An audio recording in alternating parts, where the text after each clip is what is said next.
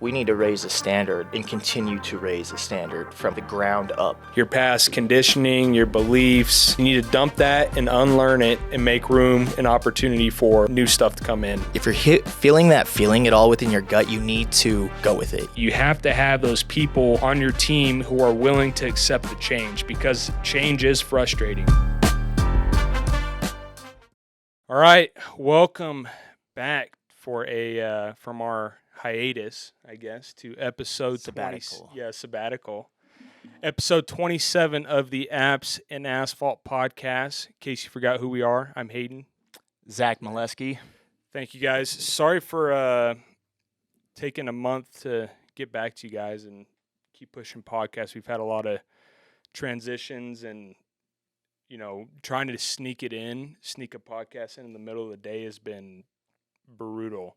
Or there's just been no time for it. So we're going to try something new this Saturday morning. We're going to try to get our podcast in Saturday morning when we don't have a million things going on in our head and our phones ringing off the hook, and try to get more out to you guys. So give us a recap. How's the year been in your mind?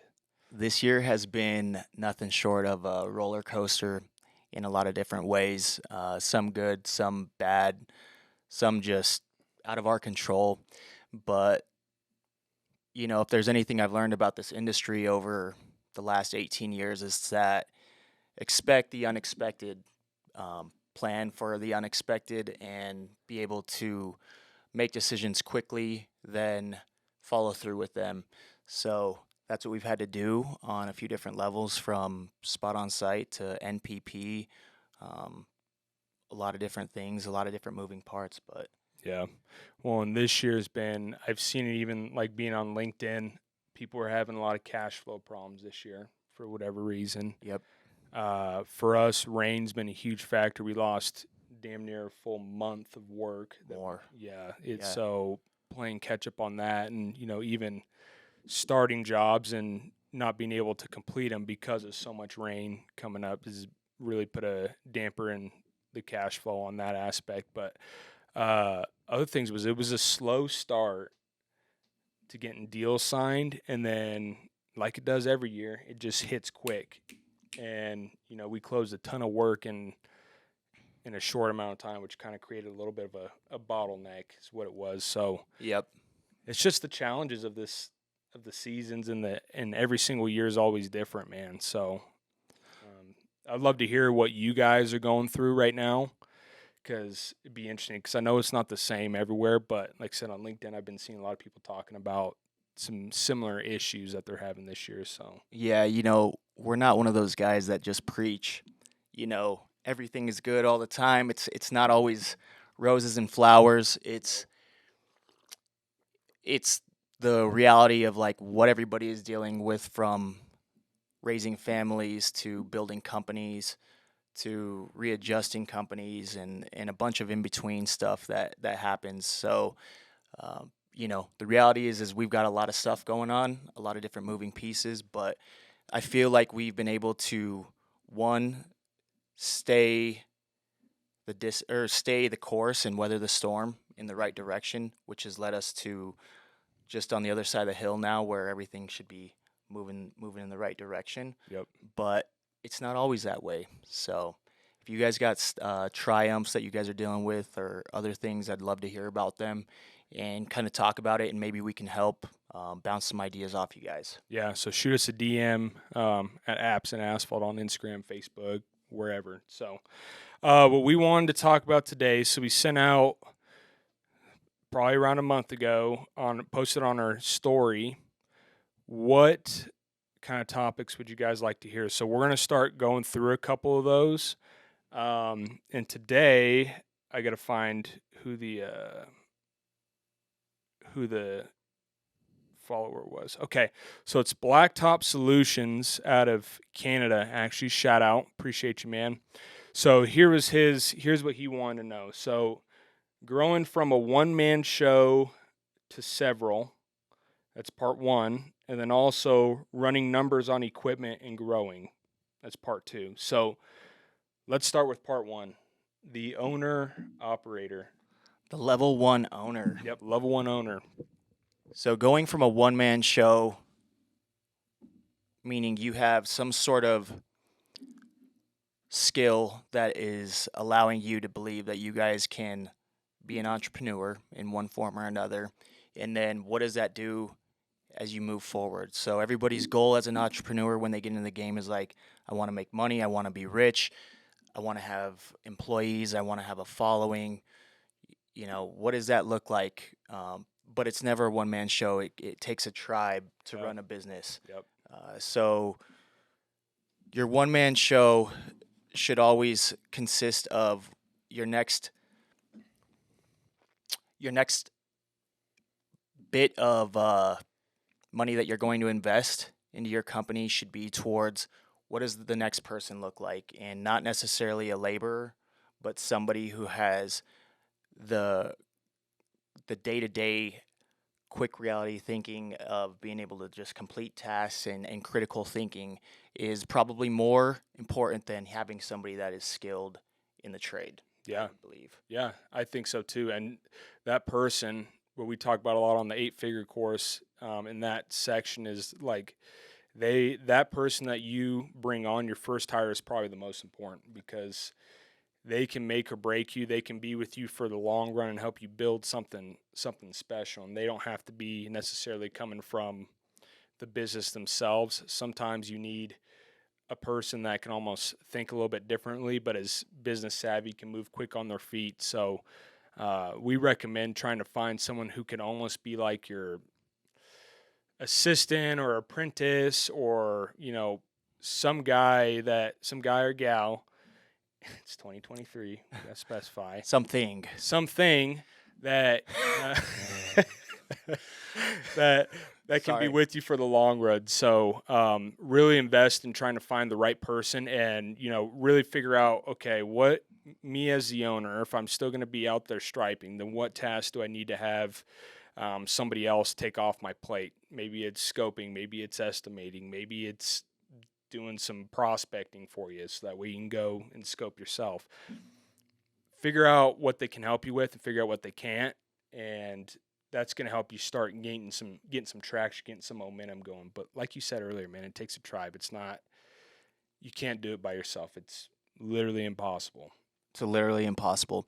This person, if you see that they have all the skills and facets that you would need to be able to teach, and they can pick things up quickly, and they're good at critical thinking, and being able to make very sound decisions based on, maybe like a SWOT or something, a SWOT analysis.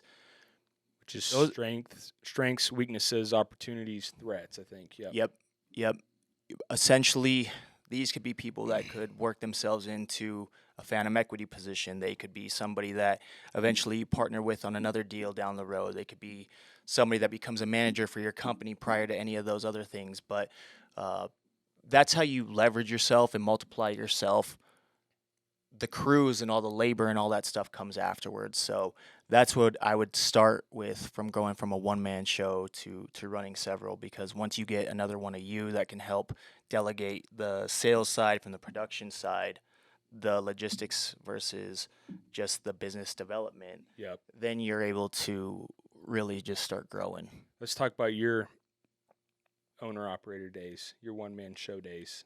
That was your first one, was when you're striping. Yeah. How'd you get out of that, or how'd you start to grow that? Yeah, let's do talk about that. I think that's a great thing. So just so everybody knows, I've lost two businesses. My first two companies were failed businesses, and it was owner operator days. They're very risky during that time because you're trying to sell and you're trying to produce the work, and you're not always being able to stay on top of your books the way you should. You can't concentrate on three different things, which is essentially business development and sales, to production and accounting and finance. It takes, like we said, it takes a tribe. So um, it was failures based on not having enough of me to go around, and investing too much money into equipment and labor rather than into the business and marketing, which will ultimately build out from there. So. Yeah. So what was your first hire, or how'd you start getting people to help you Yeah. in those? Yep. So after the regroup and went to work for another larger organization. When I worked for them, I was fortunate enough for them to let me have an assistant for a year because my sales were skyrocketing and they wanted to leverage that. So what I noticed the year that I had an assistant was we closed more business faster. Production was happening. I wasn't letting my jobs go by the wayside because I was selling, selling, selling. I would have him launching off the crews along the way. And so as I built National Pavement Partners along with my mom, we modeled the same type of uh, facet. So business development, and then your apprentice or uh, executive assistant for that matter, that's almost running as project manager to you at that point Yeah. as well. So that was the reason that we were able to scale at that rate. What ends up happening is eventually that apprentice gets an assistant, and then you continue to get another assistant, and then by that point you're multiplying, and you've got managers that are able to push stuff downward. So Yeah. And one thing I think before you do get into business is, yeah, you could be good at the skill set. And this is why blue collar guys have such a hard problem, is because they're good at putting in cabinets, they're good at being plumbers, they're good at paving parking lots.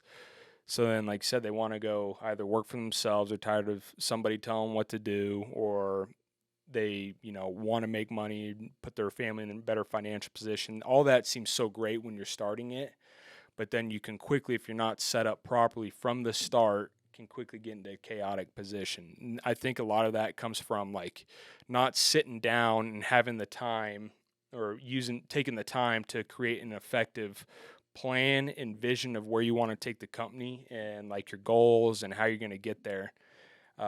In the book that Steve Brainy actually recommended us, I just got done finishing. I finished it. E-Myth Contractor, which is a great book. I can't remember the guy's name. Michael Gerber, maybe, or something like that. If somebody can help me out on that, makes a baby food.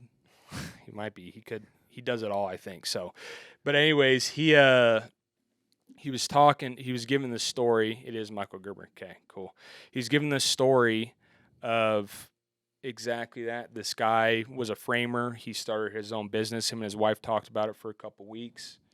Started framing, and before he knew it, right off the bat, business was good. So he went from him to, hired a couple other framers and got a guy for accounting, and then a front desk gal.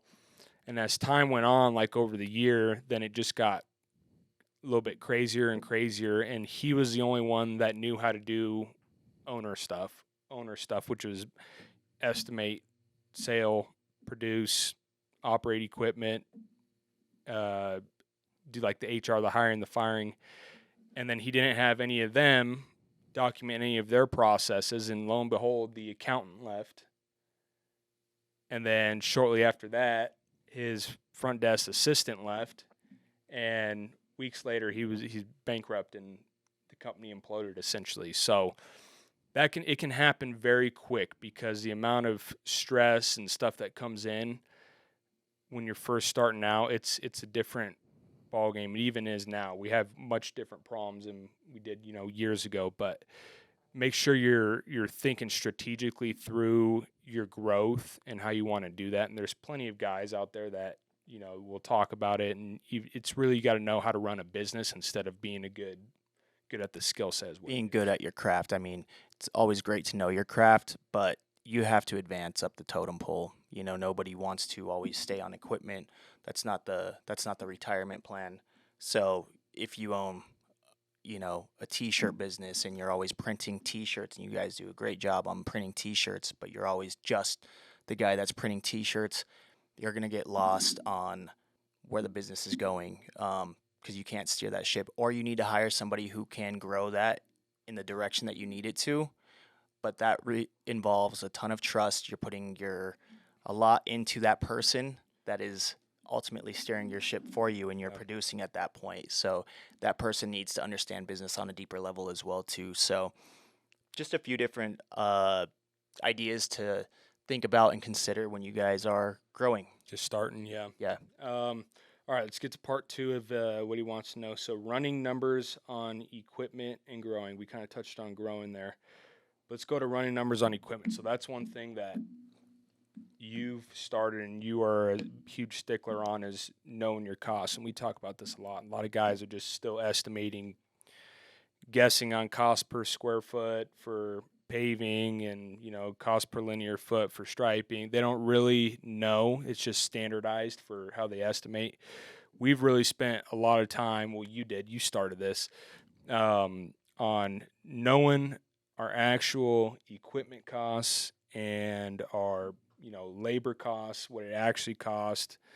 And so let's start with the equipment. How can guys start to figure out what equipment will cost, and how can they factor that into their estimates? Yeah, that's it's really important stuff, and it happens, and it's for every industry, from the restaurant industry to, like I mentioned, if you own a T-shirt business that you're printing stuff on, if you own a paving company and you've got paving equipment, it's all relative and it's all the same. Yes. So business is business, and you need to take in and factor every piece that makes everything run. So, for example, without getting too far in depth, if you've got a paver and it costs you $500,000 to buy a brand new paver, figure out how long you're going to depreciate that paver over. You need to figure out what the operating cost is for that paver, meaning fuel, tires, miscellaneous repairs, etc., for the first year. And say you depreciate it over, 5 years, 6 years, 10 years, whatever it is. That's up to you guys. Um, you guys figure out what each year is going to approximately run you for that piece of equipment, including fuel, including all these different facets, Repairs and stuff. repairs, Yeah. and then you got to go back to what are my working hours. So you can go off the crew, you can go off of what the runtime is, but then you're going to ultimately divide that back out over time to figure out what that hourly piece is worth. Again, if you have a hot press for T-shirts, and that thing will last you 6 years. How many T-shirts can you get out of it? How many hours is that thing running? So you figure out what the cost of that piece of equipment is as you guys are printing T-shirts per T-shirt, because it's not just, okay, I've got my T-shirt and I've got the sticker, then I use a hot press, because there's labor, there's burden that's factored with the labor, there's pieces of equipment, and then anything behind that might help power that equipment or whatever is also part of that. Insurance. Insurance is all part of that T-shirt. So it's not just T-shirt decal markup plus labor. There's a bunch of different facets that kind of go into this. And so if you guys are missing that, what's happening is you're robbing from Peter and paying Paul, and you don't realize it. And so those things catch up to you. They catch up to you. You don't see them right off the bat. 2, 3, 4 years in, when it's time to go replace that piece because it's shot, you don't have the money available to replace it, and so that's where you could be missing on certain things. I was talking with one of my estimators who was trying to sub a milling project for us on a job that we couldn't self-perform, and what it came back to was the milling sub was stuck on this unit cost. Well, this is what the market is. This is what the market is. This is what all these people are bidding this at. And we were like, okay, listen, we understand that, but on some projects you got to get lean and mean to get them awarded. You're still making a 45% profit on it. And here's why. And at the end of the day, they couldn't wrap their mind around what it was based on the labor, time, and equipment. We both agreed on how long it was going to take to do the job, how many guys, what the pieces of equipment were. And so we ended up using a different sub because of that. So, he came back and was like, well, maybe we can make this work. And at that point, we already had the project awarded to somebody else. And so by not understanding what that is can cost you on a lot of different ways, not just on losing money on the front end, but it could cost you on losing on a sale if you don't know what you can get down to. If you really want a project or you really want something, you need to know like how low you can go to actually get it and obtain it and still make profit. Yeah, the most successful construction companies in the world have their costs dialed down to what a cost per screw on a single job costs them. Like Yep. it's down literally to the nuts and bolts. So, what's amazing is it's something that's always going to change. We were even talking about this when we were walking around the shop. Was like, after would you say 10,000 hours, we start having to pay more for replacement parts. So obviously your cost is going to change. So there's a ton of factors. But if you guys want to run it right, then you got to really dial it in. Even it's funny we brought that up because we were looking at our equipment and labor costs again. With we try to relook at it kind of halfway through the year, especially the labor, to see what the overtime factor is, really what these guys are actually running during the season as opposed to what we thought they were from the start. Yep.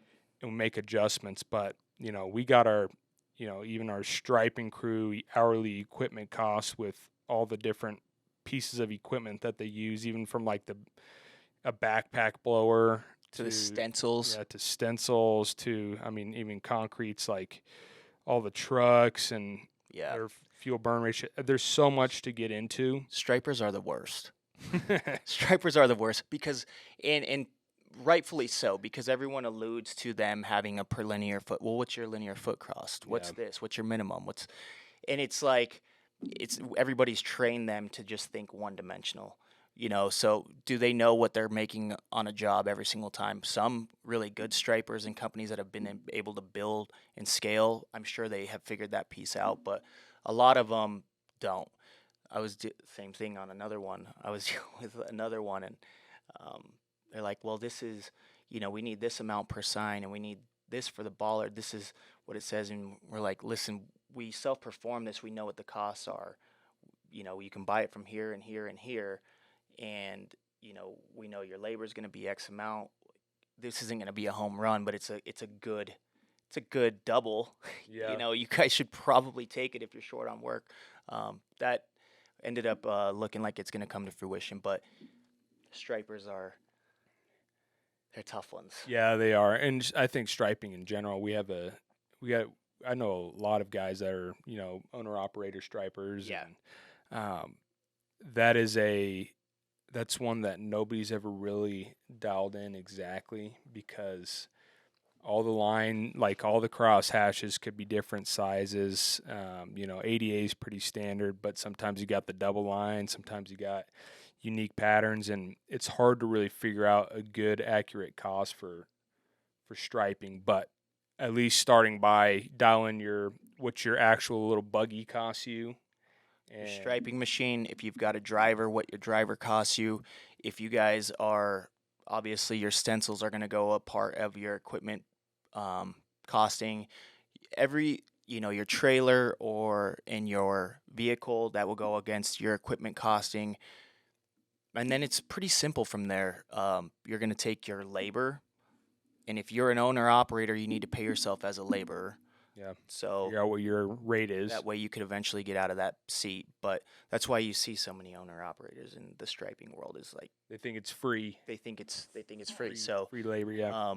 but yes, so essentially you take that, you take all your paint, whether it's red, blue, yellow, whatever. It really doesn't matter what the stencils are. It really doesn't matter if it's double yellow, triple yellow, red, curb, fire lane, how many arrows. What matters is how long does it take for you to stripe that project? How much paint is it going to take?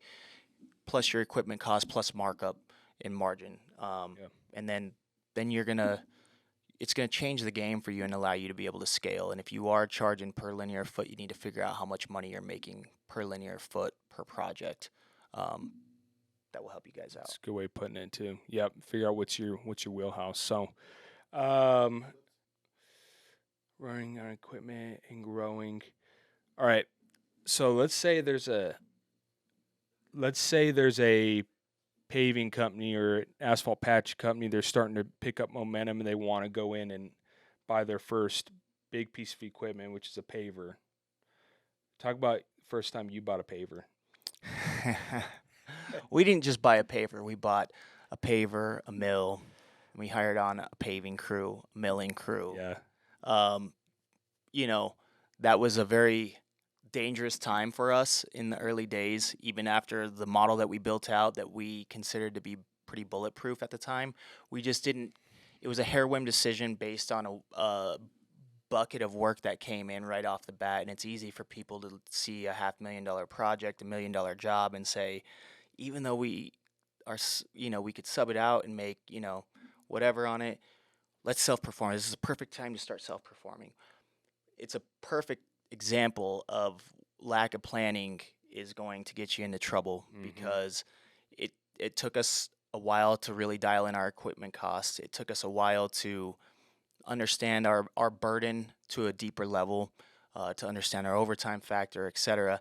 And what ended up happening ultimately was we started creating cash flow problems in the early days, and nothing that we didn't get out of, but it's almost like we got stuck in like quicksand. Like when you're running, then you start taking slower steps and slower steps and slower steps. So I would urge people into understanding all of this stuff up front prior to just investing into, oh, okay, we're going to be a milling company now, or we're going to be, we're going to jump in, we're going to start self-performing all the paving, even though we have been subbing it out.